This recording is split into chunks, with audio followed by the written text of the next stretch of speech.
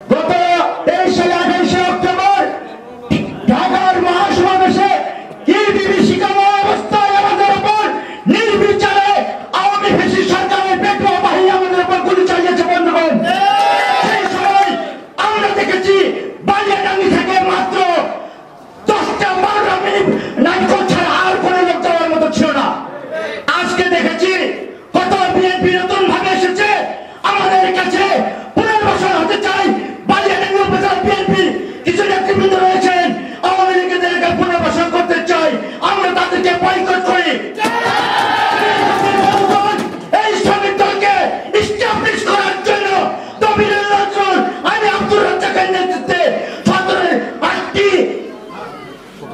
8টি ইউনিয়ন 6টি ইউনিট এবং 3টি আঞ্চলিক কমিটি করে বালিয়াডাঙ্গি উপজেলায় শ্রমিক দলকে মডেল শ্রমিক দল হিসেবে নির্মাণ করেছি বন্ধুগণ। আজকে শুনতেছি বালিয়াডাঙ্গি উপজেলায় নাকি কোন আওয়ামী লীগের ভাড়াটিয়া লোককে এনে এই বিএনপিকে পুনর্বাসন করতে চায়। আমাদের এক ফোঁটা রক্তবিন্দু থাকতে বালিয়াডাঙ্গির বাড়িতে এটা বলতে পারবো না। এটা একমাত্র সম্ভব হচ্ছে আমাদের উপজেলা প্রেসিডেন্ট সেক্রেটারি আমাদেরকে সহযোগিতা করছে। আজকে আমরা এই পর্যন্ত নিয়ে যেতে পেরেছি।